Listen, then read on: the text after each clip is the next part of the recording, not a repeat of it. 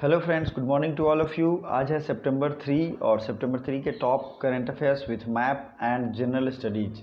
आपको जैसा कि पता है जीएस के जितने भी एक्स्ट्रा फैक्ट्स होते हैं, चाहे वो पॉलिटी से हो, अगर करंट अफेयर से रिलेटेड हो तो मैं आपको रिवीजन करा देता हूं, क्योंकि आजकल करंट अफेयर से रिलेटेड जनरल स्टडीज़ पूछे जाते हैं। मैप हो उसको भी मैं पढ़ाता हूं ताकि रिवीजन हो, और इतना फैक्ट मैं लगभग 200 से 300 आपको देता हूं ताकि आपका काफ़ी टाइम सेव हो सके और 2 से 3 घंटे आपके बच जाएंगे। इतना अगर आप रिवीजन कर लेते हो तो टेलीग्राम का लिंक है, आप ज़रूर पीडीएफ के लिए ज्वाइन करें। Google partnership with which country flood forecasting. बाढ़ की रोकथाम के लिए गूगल ने किस देश के साथ पार्टनरशिप किया है? तो ये देश कौन सा है? ऑप्शन 1 है नेपाल, बांग्लादेश, भूटान और मंगोलिया। तो ये चूँकि एशिया महादेश का देश है इसलिए ये इम्पॉर्टेंट हो जाता है। तो this is the country Bangladesh. Okay, Bangladesh जो है ये है, गूगल ने इसके साथ पार्टनरशिप किया है। नेक्स्ट इंपॉर्टेंट चीज़ आपको याद रखनी है कि बांग्लादेश की राजधानी है ढाका और टाका यहाँ की करेंसी है टका। ओके, और बांग्लादेश में हेडक्वार्टर है किस इंटरनेशनल ऑर्गेनाइजेशन का? तो वो इंटरनेशनल ऑर्गेनाइजेशन है बिम्सटेक। अब ध्यान से देखिए, बिम्सटेक है क्या? Bay of Bengal initiative for multi sectoral technical cooperation. Bay of Bengal initiative for multi sectoral technical cooperation, ये इसका फुल फॉर्म है। अब इसका हेडक्वार्टर तो ढाका आपने देख लिया। नेक्स्ट इंपॉर्टेंट चीज़ें हैं कि इसमें कितने मेंबर कंट्रीज हैं, तो इसको याद करना बड़ा इजी है। बिम्सटेक भूलना नहीं, आप इसे याद रखिए, बिम्सटेक भूलना नहीं, ठीक है। अब देखिए कैसे होगा। बी से होगा बांग्लादेश, आई से इंडिया, एम से म्यांमार, एस से श्रीलंका, टी से थाईलैंड, इसी को नहीं याद रखना है, मतलब इसमें ट्रिक में। भू से भूटान और नौ से नेपाल। जितने देश हैं इसके मेंबर सब याद आ गए हैं, प्लीज़ आप नोट कर लीजिएगा, बहुत इजी और बहुत अच्छा। उसी तरीके से नेपाल की राजधानी काठमांडू में सार्क का हेडक्वार्टर है, सार्क, ठीक है, South Asian Association of Regional Cooperation. SAARC का हेडक्वार्टर कहाँ है? नेपाल में। और सार्क में पाकिस्तान तो है लेकिन बिम्सटेक में पाकिस्तान नहीं है। That's it. तो आपको ये ध्यान रखना चाहिए। इसी तरीके के और भी बहुत सारे इंटरनेशनल ऑर्गेनाइजेशन हम लोग आगे देखेंगे। बाकी रही बात बांग्लादेश के मैप की, तो मैं अभी आपको दिखाऊंगा। How many official language of Jammu Kashmir. अब जम्मू कश्मीर के कितने ऑफिशियल भाषा होंगे? तो आधिकारिक तौर पे, ऑफिस तौर पे बात करें तो जम्मू कश्मीर के कितने भाषा होंगे? तो बताइए, ये होगा 5 भाषा जो है जम्मू कश्मीर का होगा। और ऑफिशियल, जैसे कि हर राज्य में भाषा कुछ ना कुछ होता है, और आपको इतना पता होना चाहिए कि भाषा से संबंधित कुछ सवाल जो है वो बहुत ही ज़्यादा ज़रूरी हैं। तो मैं आपको सब आज रिवीजन कराता हूँ, तो तैयार हो जाइए, और रिवीजन करना ज़रूरी है, ठीक है। सबसे पहली चीज़ जो है official language of the union, ठीक है, official language of the union, ये कौन है? ये आर्टिकल 343 में है, ठीक है। क्या है? 343 में जो भी ऑफिशियल लैंग्वेज होगा वो है 343 में। 345 में ऑफिशियल लैंग्वेज ऑफ स्टेट है, तो आपने देखा यहाँ पे स्टेट या यूनियन टेरिटरी का 345 में है, ठीक है। अगला है language to be used in supreme court and in high court, ये बात की गई है आर्टिकल 348 में। लेकिन सबसे इंपॉर्टेंट जो क्वेश्चन पूछा जाता है, ठीक है, कि facilitate the instruction in mother tongue, मतलब मातृभाषा में जो स्कूलों में पढ़ाई या प्राइमरी स्टेज पे की जाती है उसका वर्णन किया गया 350A में, ठीक है।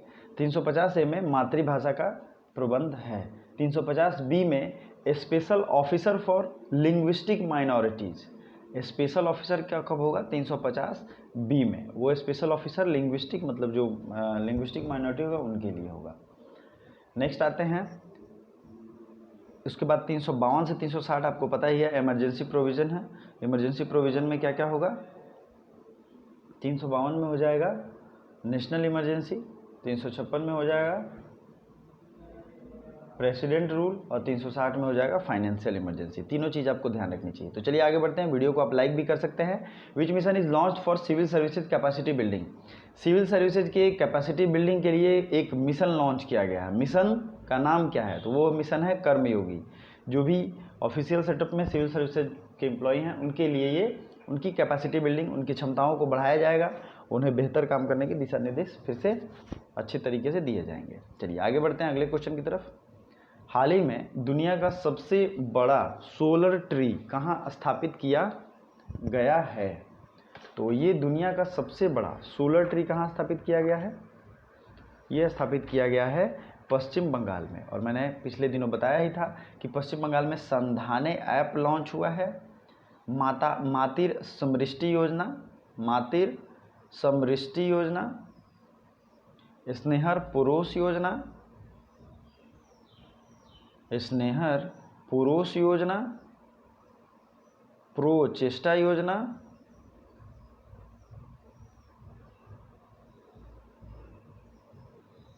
ठीक है। ये सब योजना वेस्ट बंगाल का है।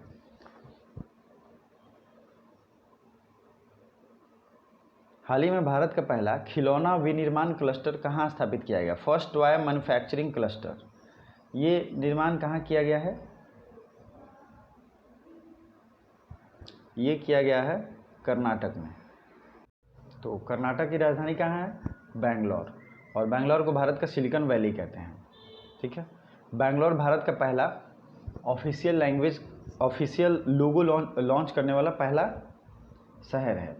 अब इसमें कई सारे और भी इम्पोर्टेंट चीज़ें आपको याद रखनी है बेंगलोर से, जैसे get set go, get set go, ये ऑनलाइन कोचिंग शुरू की गई थी स्टडी मटेरियल के लिए। दूसरा है कोरोना वॉच ऐप। क्या है? कोरोना वॉच ऐप, ठीक है। ये भी शुरू किया गया है, किसके लिए? कर्नाटक के द्वारा शुरू किया गया। कोविड-19 राहत कोष के लिए धन जुटाने के लिए ऑनलाइन शतरंज टूर्नामेंट भी शुरू किया गया था कर्नाटका के लिए। कर्नाटका ने क्या शुरू किया था? ऑनलाइन शतरंज टूर्नामेंट। For what? कोविड-19 के राहत कोष में धन जुटाने के लिए। तो ये हो गया कर्नाटक। कर्नाटक के बारे में इंपॉर्टेंट चीज़ें और क्या क्या हो सकती हैं? तो कर्नाटक में जो भी नेशनल पार्क हैं वो आपको याद रखनी चाहिए। जैसे कि बताइए, बांदीपुर नेशनल पार्क, बांदीपुर। दूसरा होगा Bannerghatta national park, Kudremukh national park, Nagarhole national park, Nagarhole national park, Anshi national park. इतने नेशनल पार्क जो हैं कर्नाटका में हैं। आइए मैप में हम लोग देखते हैं साउथ इंडिया को। तो तेलंगाना है, कर्नाटका है, आंध्र प्रदेश है, तमिलनाडु और केरला, ये सारे साउथ इंडिया के स्टेट हैं। कर्नाटक आप यहाँ देख सकते हैं। कर्नाटक की राजधानी बेंगलुरु, और इसकी बाउंड्री लगती है महाराष्ट्र से, तेलंगाना से, आंध्र प्रदेश से, तमिलनाडु और केरला, मतलब सब जगह से लगता है। और कर्नाटका से एक बहुत इंपॉर्टेंट नदी निकलती है, कावेरी नदी, कर्नाटका के कुर्ग डिस्ट्रिक्ट से, ठीक है। कुर्ग डिस्ट्रिक्ट से निकलती है कावेरी। और साउथ ऑफ गंगा किस नदी को कहते हैं? तो आपको कमेंट करके बताना है साउथ ऑफ गंगा किसे कहते हैं। और तेलंगाना, आंध्र प्रदेश, ये कब एक दूसरे से अलग हुए हैं? तो अभी जो हाल ही में प्रणब मुखर्जी जिनका देहांत हुआ है, उनके ही कार्यकाल में इस राज्य का गठन हुआ था। 2 जून 2014 को तेलंगाना अलग हुआ आंध्र प्रदेश से। आंध्र प्रदेश ने अभी अपनी 3 राजधानियां बनाने का फैसला किया है। और वो 3 राजधानियां कौन कौन सी हैं बताइए? 3 राजधानियां बनाई जाएंगी आंध्र प्रदेश की। तो वो तीनों राजधानियों का नाम मैं आपको बताता हूँ। तो सुनिए, सबसे पहले विशाखापत्तनम को एग्जीक्यूटिव, विशाखापत्तनम एग्जीक्यूटिव या कार्यकारी राजधानी।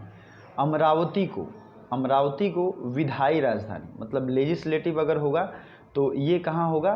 लेजिस्लेटिव ये होगा अमरावती। और तीसरा होगा कुर्नूल को न्यायिक राजधानी, कुर्नूल को न्यायिक राजधानी, ठीक है। ये तीनों बनाया गया किसने? आंध्र प्रदेश ने बनाया।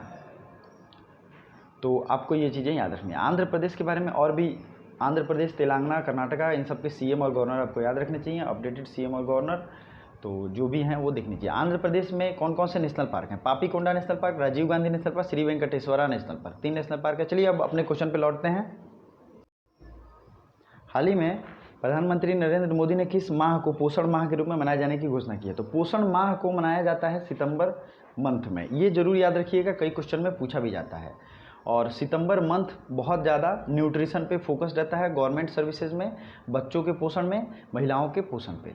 अगला, हाल ही में बच्चों के लिए पहला अखबार द यंग माइंड कहाँ लॉन्च किया गया? The young mind first newspaper of child launched in, तो द यंग माइंड ये लॉन्च किया गया कहाँ पे? असम में। ठीक है, असम की राजधानी कहाँ है? दिसपुर। असम में कितने नेशनल पार्क हैं? तो असम में नेशनल पार्क हैं, बताइए, काजीरंगा, मानस, नामेरी, राजीव गांधी ओरांग, डिब्रू साइखोवा, ये सब जो नेशनल पार्क हैं ये हैं असम में। तो ये है असम, और असम, अरुणाचल प्रदेश, नागालैंड, मणिपुर, मिजोरम, त्रिपुरा, ये चारों तरफ से बांग्लादेश को घेरे रहते हैं। और मैंने बांग्लादेश की बात की थी कि मैं बांग्लादेश का मैप आपको दिखाऊंगा। बांग्लादेश से भारत की सबसे ज़्यादा बाउंड्री लगती है, और गूगल ने जब पार्टनरशिप किया है बांग्लादेश के साथ फ्लड फॉरकास्टिंग या फ्लड को रोकने के लिए, तो इससे भारत भी अफेक्टेड होगा। ये है सिक्किम, ये नेपाल ऊपर, और नेपाल में दुनिया का सबसे ऊंचा पर्वत है, उसका नाम क्या है? Mount Everest. माउंट एवरेस्ट, जिसे वहाँ पे नेपाल में सागर माथा के नाम से जानते हैं, सागर माथा। अगला इंपॉर्टेंट चीज़ है नॉर्थ ईस्ट का, कि कौन से ऐसे नॉर्थ ईस्ट के स्टेट हैं जो 3 देशों से लगते हैं। जैसे सिक्किम लगता है नेपाल से, भूटान से और चाइना से। बांग्लादेश लगता है किससे किससे? बांग्लादेश किससे लगता है बताइए? देखिए, यहाँ नॉर्थ ईस्ट के सारे स्टेट से लगता है, लेकिन ये इंटरनेशनल बाउंड्री सिर्फ इंडिया से लगाता है। अगला है अरुणाचल प्रदेश, तो ये हो गया चीन, भूटान और म्यांमार। नागालैंड का होगा म्यांमार, मणिपुर का होगा इम्फाल, मिजोरम का होगा सिर्फ कहाँ पे? मिजोरम भी लगेगा म्यांमार बॉर्डर से। म्यांमार की राजधानी है नैपिडाउ, और क्यात यहाँ की करेंसी है, क्यात। चलिए, तो ये रहा भारत का पूरा मैप, आपको लगभग याद होनी चाहिए। जम्मू कश्मीर और लद्दाख अब अलग हो चुके हैं। जम्मू कश्मीर में मैंने आज ही बताया 5 ऑफिशियल लैंग्वेज होंगे, और लेह लद्दाख में पगांग लेक जो है, यहीं पे भारत और चीन के बीच एक स्ट्राइक की सिचुएशन हो गई थी। ठीक है, तो ये आपको मैप लगभग याद होना चाहिए, कई सारी इंपॉर्टेंट चीज़ें यहाँ से निकलती हैं। तो अगला क्वेश्चन है, हाल ही में किस देश ने कोविड-19 से निपटने के लिए भारत को 3500 करोड़ का ऋण दिया? Which country has donated 3500 crore for Covid fight?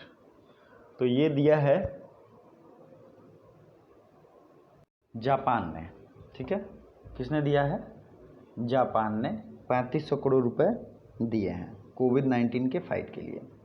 Japan की राजधानी है टोक्यो, येन यहाँ की करेंसी है, टोक्यो, और येन यहाँ की करेंसी है। ठीक है, अगला है जापान के पीएम जो थे शिंजो आबे, इन्होंने रिज़ाइन किया, आपको पता ही है, इनकी हेल्थ सही नहीं रहने की वजह से, तो ये भी आपको याद रखना चाहिए।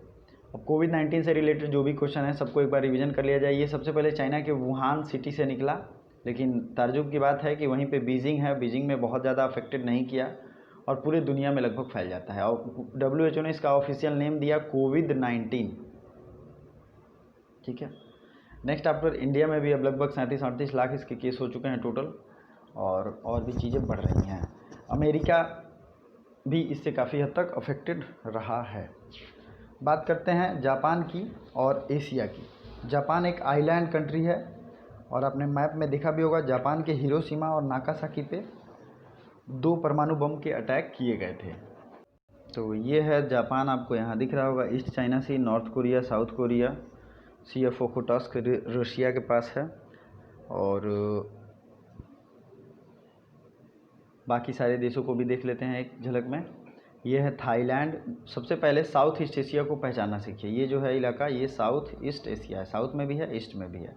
इसमें Indonesia, Malaysia, Thailand, Cambodia, Laos, Vietnam, ये सारे देश हैं। सिंगापुर की राजधानी है सिंगापुर सिटी। मलेशिया की राजधानी है कुआलालंपुर। फिलीपींस की राजधानी है मनीला।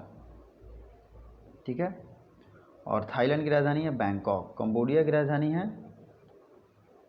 नोम पेन, और वियतनाम की राजधानी है हनोई। ठीक है, म्यांमार की राजधानी है बर्मा, म्यांमार का पुराना नाम है बर्मा, और इसकी राजधानी है नापिडाउ। श्रीलंका की राजधानी है कोलंबो, जयवर्धनपुरम, कोट्टे। मालदीव, माले। सब देश, ये एशिया के जितने देश हैं सब आपको याद रखने चाहिए। आपको यहाँ पे ये है स्ट्रेट ऑफ मलक्का, यहाँ पे स्ट्रेट ऑफ मलक्का है, और ये दुनिया में वर्ल्ड ट्रेड को बहुत ज़्यादा एक्टिव मोड में रखता है, क्योंकि ये एक लिंक है इस साइड से इस पूरे साइड का और इस साइड का। तो आपको ये याद रखना चाहिए, ये सिंगापुर के पास स्ट्रेट है। यहाँ दुनिया के हर एक शिप यहाँ रहते हैं ताकि इसे कोई ब्लॉक ना कर पाए। ठीक है, चलिए। तो ये इंटरनेशनल बाउंड्रीज और इंटरनेशनल जितने भी देश हैं आपको याद रखना चाहिए। मंगोलिया, ये है मंगोलिया की राजधानी है उलान बटोर। कजाकिस्तान की राजधानी पहले थी अस्ताना, अब हो गई है नूर सुल्तान। और ईरान की राजधानी पहले ईरान की राजधानी तो वही है तेहरान, और करेंसी जो है वो पहले दूसरी थी, अब तोमान है। ठीक है, तो जो भी चेंज में न्यूज़ में आए हुए हैं सब आपको याद रखना चाहिए। तो अगला क्वेश्चन है, हाल ही में किस देश के सैन्य अभ्यास कौकाज में हिस्सा लेने का फैसला किया है भारत ने? तो ये कौकाज जरूर याद रखिएगा, डिफेंस एक्सरसाइज ये है रूस के।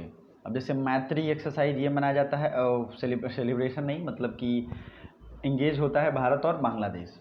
इसी तरीके से इंद्र नाम से जो भी डिफेंस एक्सरसाइज हैं उसे कौन सा करता है? इंद्र। ये करता है, कौन सा करता है बताइए? इंद्र नाम से वो है बांग्लादेश, सॉरी रूस। ठीक है, रूस करता है। हाल ही में 2021 की पहली तिमाही में भारतीय अर्थव्यवस्था में कितना प्रतिशत का संकुचन हुआ? India gap contraction, GDP contraction in how many? तो 23.9% इतना जीडीपी कॉन्ट्रैक्शन हुआ है। ठीक है, ये याद रखिएगा, डाटा बहुत ज़्यादा जरूरी है। हाल ही में भारत ने 100 मिलियन टन कोयले का गैसीकरण का लक्ष्य रखा है। Gasification of coal of 100 million, ये 2030 तक लक्ष्य रखा गया है। 2030 तक 100 मिलियन टन कोयले का गैसिफिकेशन किया जाएगा, जिससे एनर्जी रिसोर्स में को सेव किया जा सके। अब बहुत सारे लक्ष्य, जैसे किसानों की आय को दोगुनी करने का लक्ष्य रखा गया था 2025 तक। ठीक है, 2022 तक गगन मिशन का भी लक्ष्य रखा गया है। देखिए क्या होता है। हाल ही में नई जैव सुरक्षा परीक्षण प्रयोगशाला, मतलब new biological security testing lab, ये कहाँ हुआ है? तो ये 13 किया जाएगा, कहाँ पे? उत्तर प्रदेश में। ठीक है, उत्तर प्रदेश में new biological security testing lab, new biological security testing lab Uttar Pradesh में किया जाएगा। अगला है, हाल ही में फार्मूला 1 बेल्जियम ग्रैंड प्रिक्स किसने जीता है? तो ये जीता है लुइस हैमिल्टन ने। लुइस हैमिल्टन ने फार्मूला 1, अब F1 ये कार रेस आप देखते भी होंगे, बेल्जियम ग्रैंड प्रिक्स जीता है। अगला क्वेश्चन जो है जिसको आपको कमेंट करना है, 31 अगस्त को पूर्व राष्ट्रपति का निधन हो गया प्रणब मुखर्जी का, वो भारत के कौन से क्रम के राष्ट्रपति थे? मतलब एज अ पर्सन उनका पर्सन वाइज कितने उनकी रैंक थी, मतलब कितने नंबर के राष्ट्रपति थे, ये मैंने बहुत अच्छे से बताया भी था आपको, आपने देखा भी होगा। और वीडियो लास्ट तक देखने के लिए थैंक यू सो मच।